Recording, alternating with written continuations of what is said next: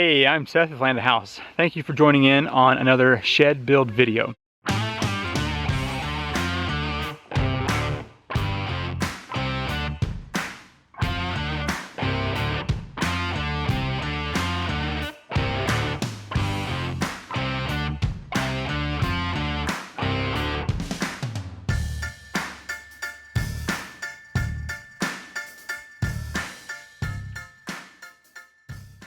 In the previous video, I installed the pavers on top of gravel that our base will sit onto. And so in this video, we're going to be installing that base. So the plan is to use some 6mm plastic right on the ground here. I'm going to cut out the holes so that the pavers will be sticking through. I think it'll provide better friction or traction on those boards. So we're going to have two 10-foot boards going that way. We're going to have a 6-foot coming this way, 8-foot all the way out to the end, and then back around. So I'm going to have ramps up here in the front that will be able to allow the four-wheeler and lawnmower to drive up here on this side, and that will hopefully store those quite nicely. All right, let's jump into this build. Whenever I built my tool shed, I did not put a vapor barrier underneath, and about the 3rd year in, I started getting some moisture problems inside. And so I'm going to start off with this 6mm plastic.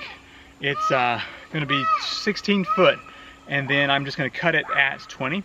So I think I'm also going to tack it up into the shop on this high side so that it's not going to be having a bunch of water sitting on top of it whenever this hill starts to drain water. So anyway, let's go ahead and get this rolled out real quick.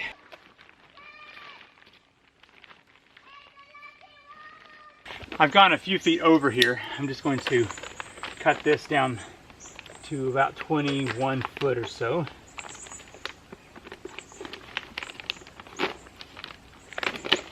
In my tool shed, this really has made a big difference. It was just, you could just feel the moisture in the air. And then, now that I have 2 layers of plastic down, when I look up under there, I can see just the moisture that would be going into the building is just sitting on the underside of this plastic.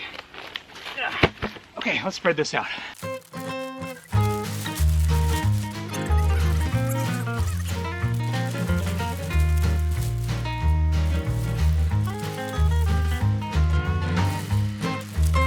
I've really been debating on whether or not I should cut the paver stones out of here. I feel like this stuff is very slick and my whole foundation would just be kind of uneasy.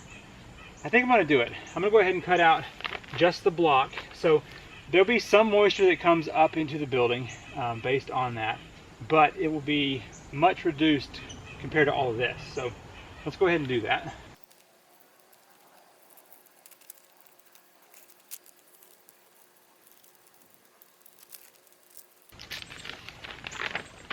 Okay, there we go. I just feel more comfortable having my foundation sit right on that block instead of it being on that plastic, which is so slippery. Okay, I think the plastic is now down and good. Got each one of the blocks cut out around so that's popping through.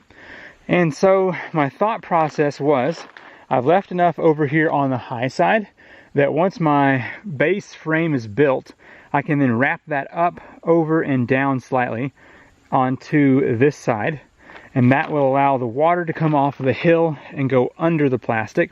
Now it may have an issue where it gets up on the plastic here, but it probably will mostly go around those blocks, and these I believe are all high enough that it's not going to be having any issues there. And then I may also come back here on this back side and bring up the plastic midway or so, and then it can just go off down the hill over there. All right, the next step is to begin constructing the frame. I've got 10-foot boards for the sides, so I need to make sure that they are actually 10 foot. So I'm just going to pull the tape measure out here. This one's 10 foot and a ½ inch, so I'm gonna go ahead and cut that little extra piece off the end. I've got my two 10-foot boards here, and I cut 16 inches off of one of my 8-foot 2x8s to use as a gusset. So that is just going to span across here and kind of bridge the two and make sure they are well connected together. So I'm going to put a couple of screws in here to make sure it stays in place. I went ahead and stood up the edges here, and I got the back side finished. So I've got the gusset there, and then one back here. I'll show you how I did this in just a second. And then I've got one over here as well. So this back here makes a full 14 foot, and then the sides are 20. So let's go ahead and get this up here done. To compensate for the 1.5 inches of the outside board, I need to cut this one to 70.5 inch for the shorter side. So 70.5. I like to use my speed square here to make my straight mark. And then I can also use the speed square as a saw guide. So I just move it back a little bit, put the saw where I need it on the line, and then I can hold my square down, and that will give me a nice straight edge. Now for the long board, I need one at 94.5 inches. And that also makes up for the 1.5 inches at the other end. So 94.5.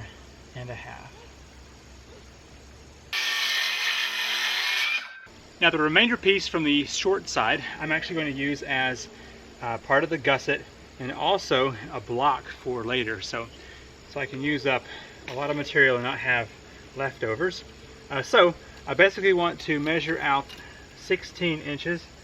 And I may have to cut that down a little bit more later, but that'll ensure that we have enough space there.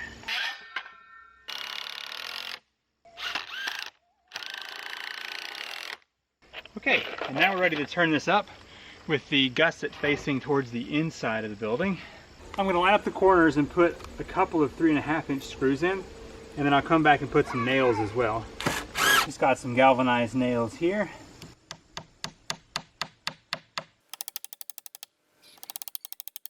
So using a squared plus b squared equals c squared, we can find that the hypotenuse, or the long side of this triangle, would be 293 inches. So I'm going to run the tape from that corner to this corner and back again, and if it's 293, then we are square. Oh man, that's nice. Let me show you where we're at. Well, anyway, we're like 1/8 off of 293, so we're square. Man, it's very bright out today. So we have 6 inches between the gusset and the back wall, and then the gusset and the front wall here, which means our distance here of 20 foot, we're going to take those 6 inches out. So basically this board is 10 foot and 1/4 inch, and so I need a 113 3/4 inch cut here to match in here. So let me cut that real quick and we will get the centerpiece installed. Now that I have the outside of the frame built, I need to start putting the joist in the middle. And to do that, I'm going to mark out 16 inch on center all the way down on all 3 of these boards.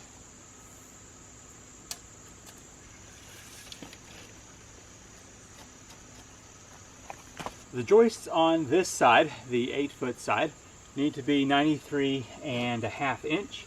So I've already marked the first one. Go ahead and cut this smaller piece off here. Now it's time to get the joists in. I just realized that I'm a little off center here on this board, and I'm actually a lot more off center on this one over here. So each of these cuts might be slightly custom because of that. So I just want to make sure that my total equals to 14 foot. I'm going to work on the 6-foot side first, and I'll show you why in a moment. The first cut needs to be 69 3/4 inch.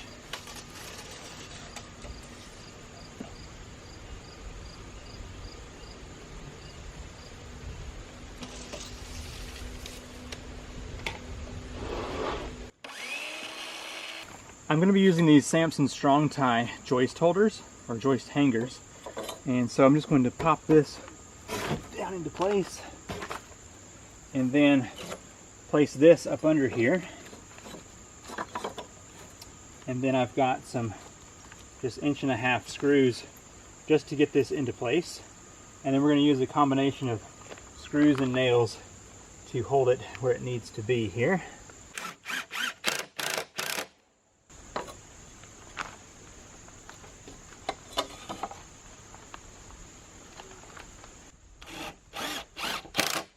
I find these little screw sleeves to be very helpful in this kind of situation.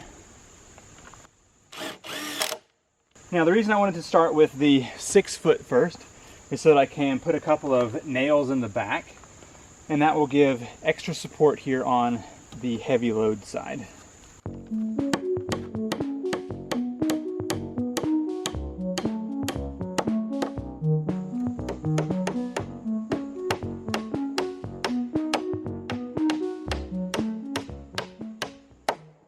Now, to make the screw versus nail people happy, I'm going to also put an 1.5 inch nail down here on the lower side. I'm plugging away here on the 6-foot side. I figured I would go ahead and get all of these done down the line and then come back and get the 8-foot side done. And then after that, I will show you the results.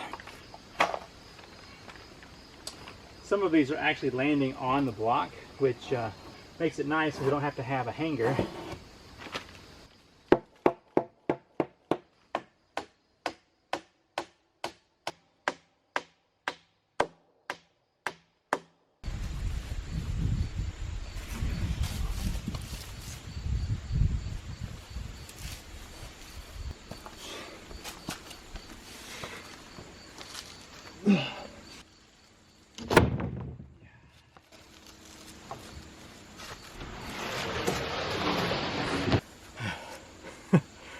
It takes a real man to move a fresh treated 3/4 inch plywood. For a second there, I thought I was gonna have to find one. So it's been a couple of days since I have worked out here on the shed. I've been moving the 3/4 inch plywood. It is treated, and yeah, so it's gonna be a really nice floor for holding a lawnmower and also a 4-wheeler. Exciting news, my car was able to get down here to the shed just fine, so I can unload my materials real close to the work zone. Yeah, so my daughter brought home a cold from school and gave it to the whole family. So for the past couple days we've been dealing with that, and I am tonight is my last of 12 third shift in a row, so I'm tired, but definitely excited to be back out here working. So the plan for right now is to use some of the leftover scrap pieces to do the blocking. So the first sheet is going to go right here. We have to do the blocking under this as well. It's going to be a full 8-foot sheet and then a 6-foot sheet over here. So the blocking will just kind of be in here in the middle.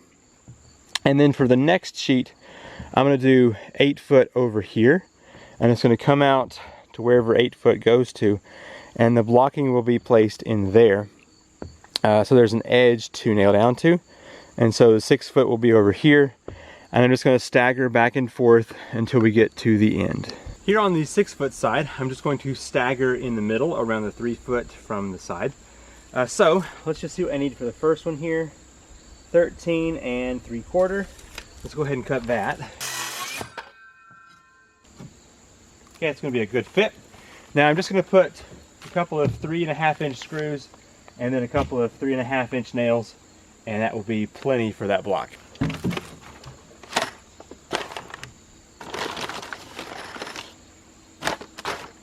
A subscriber sent an email giving an idea of how to make block installation easier. So I'm going to do one without it here, and then I'm going to use his idea to kind of give you thoughts on what you might do to make it easier. So thought one is just that, where you just kind of hold it, level it up, and install. And the other idea is to put a little block on top of the block here to hold it in place while you're installing. So we'll give both of them a try. and see which one we like better. All right, so I figured one nail, one screw on each side should be sufficient. It'll be less bouncy the more of these I put together. The idea that my subscriber was suggesting is, I think practically, if you were putting these into, say, a porch that was way up above the ground. So let's say you were dropping this in here to attach it and it fell through and you dropped it, 10 feet or so. It'd be a real pain. So basically the idea is you can take a couple of scraps like this one right here, and you just simply put a screw an inch or so in, and that would allow you to keep this from falling through whenever you were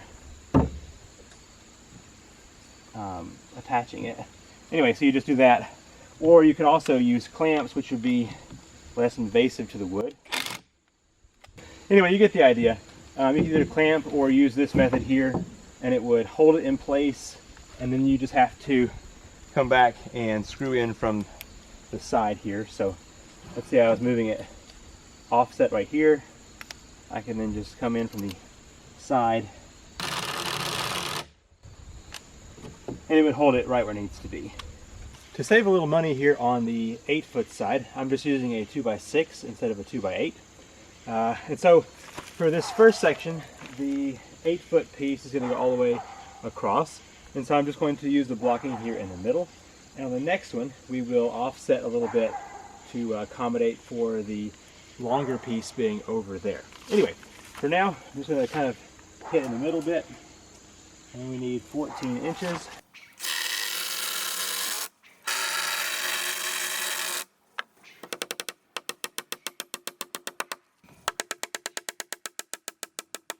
The first 3 blocks are going to have that full 8-foot section that goes all the way to the end here.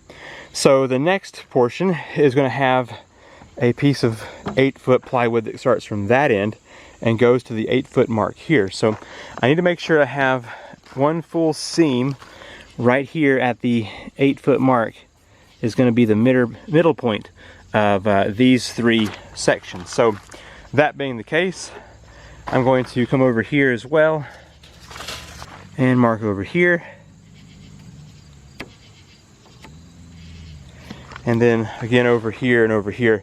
And so what I have to do is come back with another set of blocks, probably just 2x4, and kind of fill in over here as well. Now whenever it rains, a good bit of water is going to be rolling off this hill, and so I think what I want to do is roll my plastic up and over and just kind of tack it in here, so that it'll keep everything inside of the shed nice and dry. Let's just go ahead and do that here.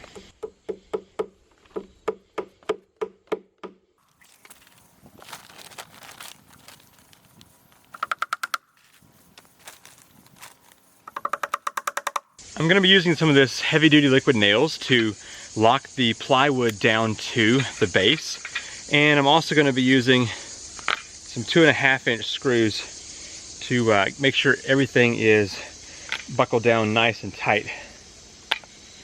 I think the liquid nails also helps to prevent some ants and other things from getting up into the building. So let's just do a quick bead around the perimeter.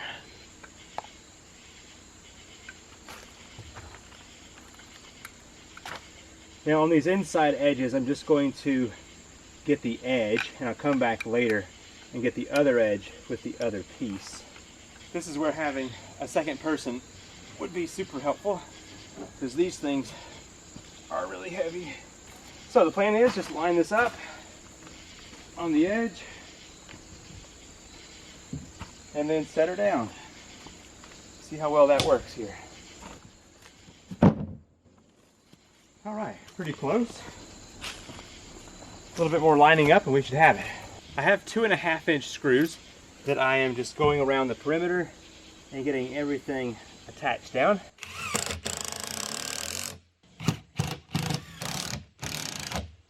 And that's what one single sheet of plywood looks like down. I just put a screw every foot or so on the parameter, and it seems to be locked down quite nice. Now I probably could reach under here and find where the next blocking is, but it's going to be fine not putting screws down on that. So it may have a little bounce in the middle, no big deal for me. So the next step is to cut the 6-foot piece that will go from this edge to that edge, and then I will continue to put these blocking in here. After the third one, I'll just put back in the middle and go back and forth. Now with the first sheet installed, I'm going to move over here to the next one, and I think what I'm going to do is get this in place and then just use my pencil to scribe where I should cut the bottom side. So I'll match this up where it needs to be. Just going to mark this side right here, come over here and mark this side, and now I can flip it over, cut it, flip it back, and we should be good to go.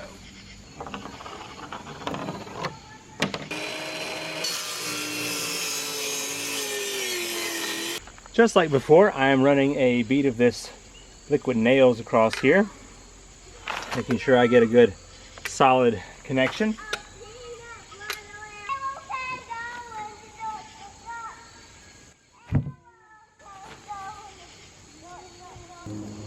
Thank you.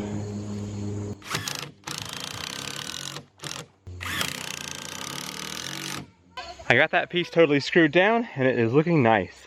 I had to offset it just a little bit to make it square. So you can see my line there. I'll probably fill that in with some liquid nails. But it is in, and now it'll be just time to go down and do more of the same. So every third set of blocks I will do a solid piece across, so that the 8-foot section will meet from there to the end, and the 6-foot will be over there, and it will just stagger back and forth. But as you can see, this part is very repetitive, and once you have seen it once, you should be good to go. To make this whole process a lot faster, let's just snap it done real quick. Nice, okay, it's done. Man, I think everybody could be a builder if they just snap things together like that. So I managed to get everything completed here during that snap. The first piece was a little off, which made everything else slightly off. As you can see, cracks like this here. And I put some of that liquid nails in there to kind of keep it all together. But it straightened itself out pretty good.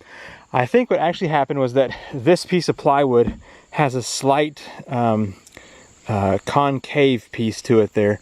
I don't know how well it translates from here to there, but that kind of messed me up. Anyway, it's looking good. You can also see that I pieced together 3 pieces down here because I did not want to spend another $46.55 for another sheet like this. And so I just used the extra pieces and finished off the end there. I kind of feel sad about not showing you what happened during that snap, so let me slow it down 1,000 times and kind of give you an idea of what happened in that instant of time.